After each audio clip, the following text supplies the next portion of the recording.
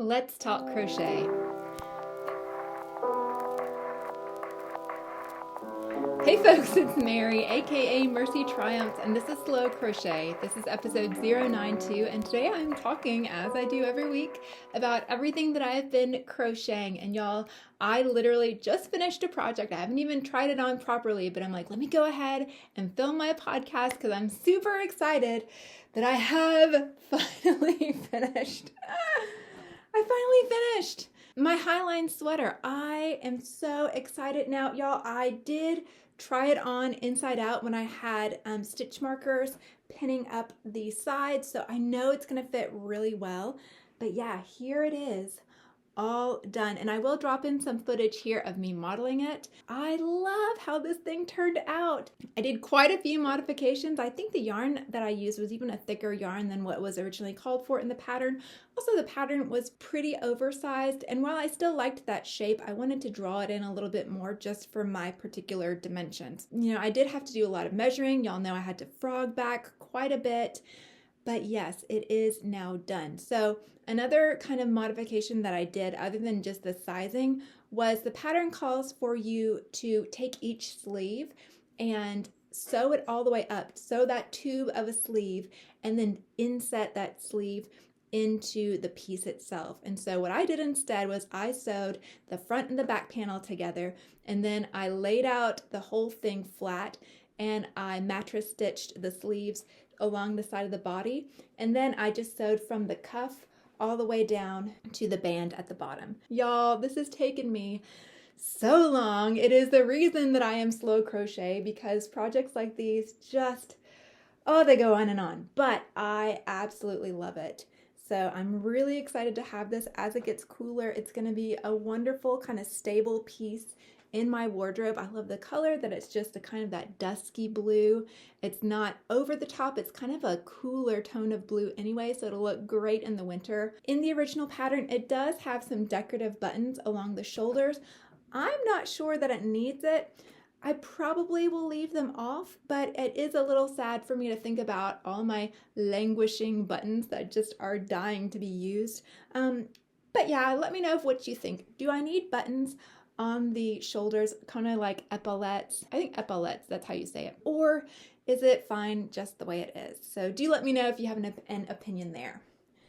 So now that that's done, I can focus on my other works in progress. One of them I haven't talked about for a bit, but it is something that I am making. I'm kind of having it in my head to take some of the shawls that I've done in the past when I was first beginning to crochet, and I was doing shawl after shawl after shawl, so much to the point that my youngest didn't know that it was called yarn.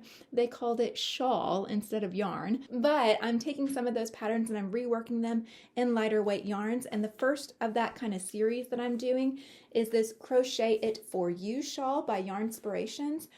This is a fingering weight. I think it's a cotton. It's kind of a mystery. It's from my favorite local yarny thrift store, but a very straightforward 2-row repeat, just a very beginner friendly, but also a simple design, but simple but effective. So it's going to be kind of a neckerchief style. I have a bit more, and I am trying really hard to work through it, but I'm using a size E hook. No, I'm using a size D hook. So what is that, 2.75 millimeter, something like that? It's right here. Quite a small hook size, so it is taking a bit more time, but since it is such a smaller project, it's something that's very portable for my lifestyle. And speaking of portable projects, I have started using my Hirschner's worsted. I believe this is the color Ivy, and I have started making one of my favorite hat patterns, the forest green hat, which is aptly named. This is all yarn over slip stitches in the back loops only, so it is a little bit time consuming, but it is something that, again, very portable, something I can easily just pop in my bag and have on the go, whatever I might be doing in life. So yeah, those are my 2 works in progress right now. I say that, and I see other projects that I want to start, and in fact, actually, let me show you a few acquisitions I have. So perhaps y'all saw the video of my new to me, like the new old stock vintage boy hook. I was so excited to find that. I'd gone to my favorite local yarny thrift store and found that hook, but then I also came back with 2 hanks of yarn that just spoke to me. I had been looking at my stash thinking of maybe what am I missing out of my wardrobe? Is there anything that I would really like to have? I've been thinking of the WWW hat that I've made so many of recently and realizing I would like to have a black hat. Well, I just so happened to find for $4 a skein of Barocco Vintage Chunky, and it's the color 6145. It's just solid black.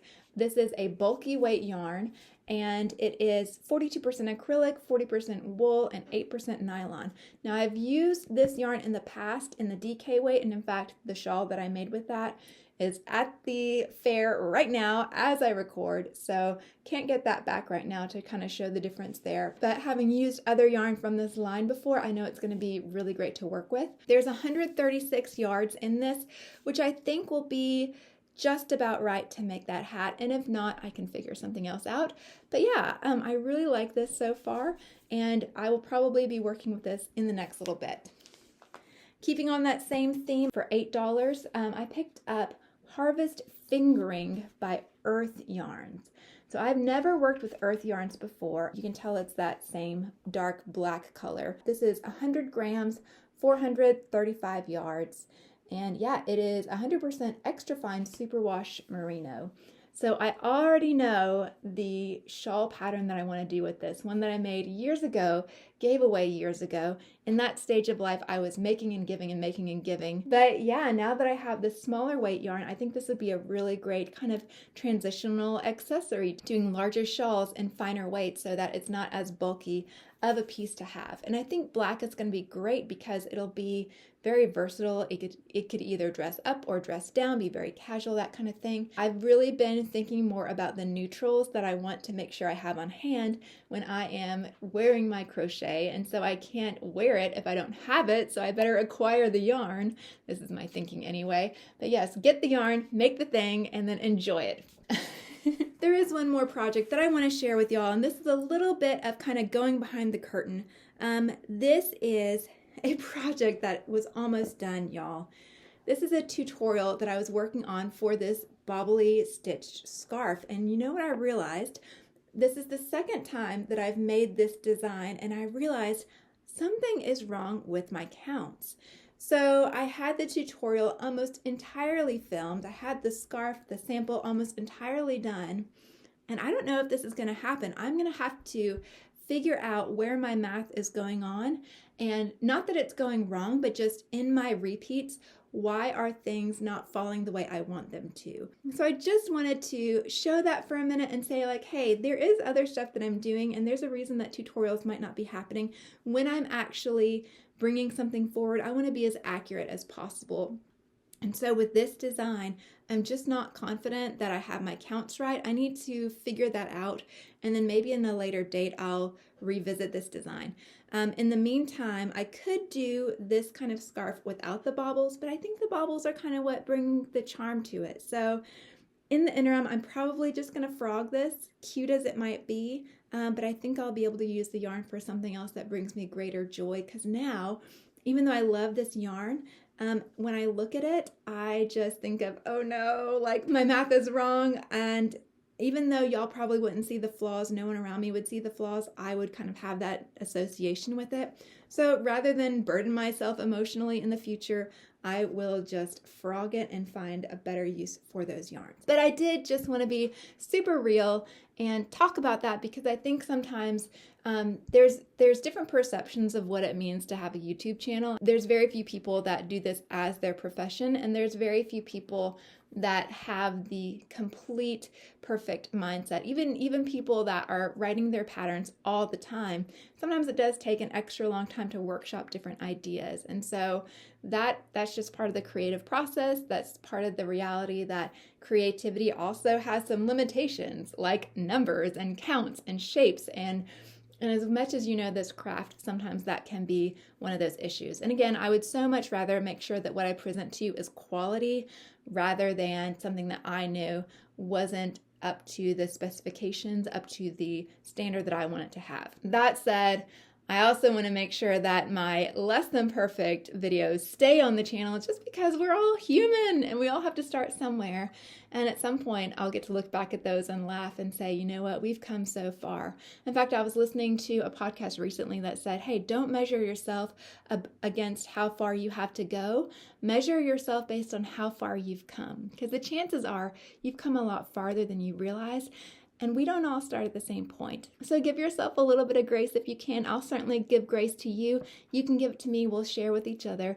And yeah, hopefully we'll just continue in this encouragement cycle in the crafts that we love and let that love expand out of just this realm of crochet and yarn and really help us be equipped for the challenges that we have in life.